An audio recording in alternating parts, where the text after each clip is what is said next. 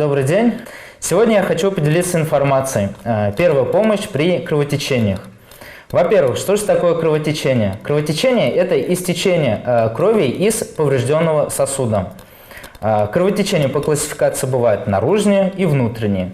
Наружные кровотечения бывают артериальные, венозные, капиллярные, внутреннее кровотечение, паренхиматозное, артериальное, венозное, также могут быть капиллярные.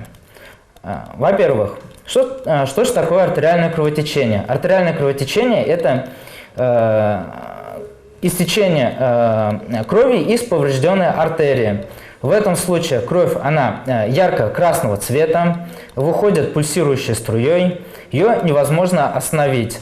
В данном случае применяют пульсовую остановку сосуда в области раны, либо накладывают, это как первоочередная временная мера. Во-вторых, можно наложить жгут выше поврежденного сосуда, если это верхние и нижние конечности, либо ориентироваться проксимально в отношении к сердцу.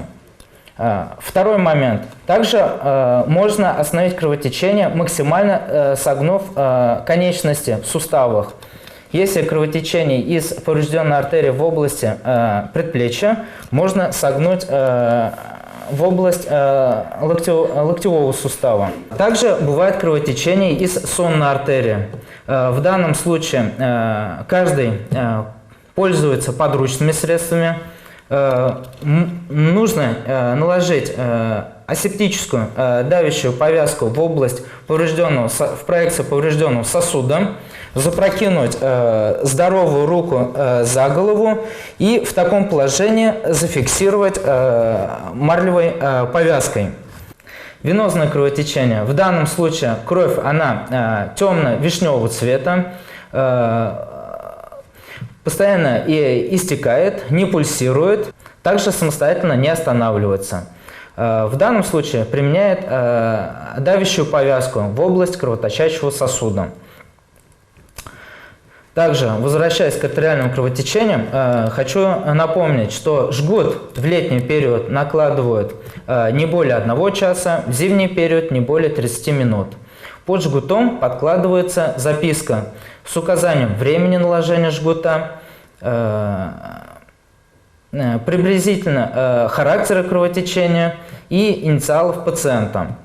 Каждый летний период, каждый час жгут снимается, при этом проксимально сосуд прижимается пальцем, выжидают 5-10 минут и потом жгут повторно накладывают в проксимальное направление.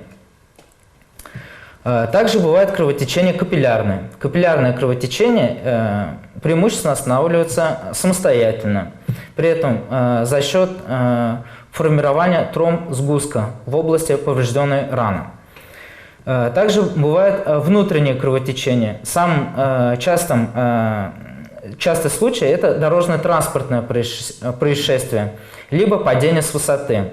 В данном случае повреждается капсула паренхиматозного органа и происходит ее разрыв. В данном случае необходима специализированная медицинская помощь. На месте можно уложить пациента, приподнять ножной конец с целью централизации кровообращения и немедленно вызвать скорую медицинскую помощь. Носовые кровотечения – это истечение крови, это преимущественно при повреждении капилляров носовых ходов. При данном случае можно применить переднюю тампонаду носа и заднюю тампонаду носа. Обычному человеку выполнить переднюю тампонаду носа не составит труда. Это получается, берется марлевая салфетка асептическая, обрабатывается перекисью водорода и тампонируется через наружный носовой проход. Задняя тампонада носа выполняется в приемном покое лечебного учреждения уже врачами-специалистами. Хирурги, если нет хирургов, то травматологами. Теперь, развивая тему, переходим к желудочному кровотечению. Желудочное кровотечение может быть из варикозно расширенных вен пищевода и кардиального отдела желудка. Это пациенты преимущественно с циррозом печени класса С по Чайлду-Пью.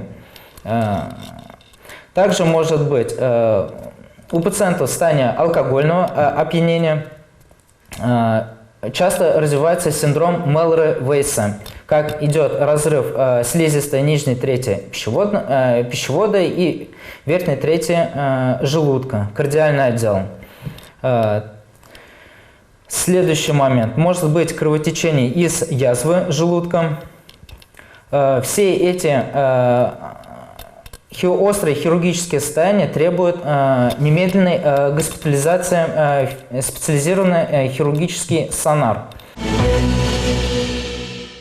И к завершению. При кровотечении главное не нервничать, оказать всевозможную первичную медицинскую помощь и в неотложном состоянии вызвать скорую медицинскую помощь. До скорых встреч!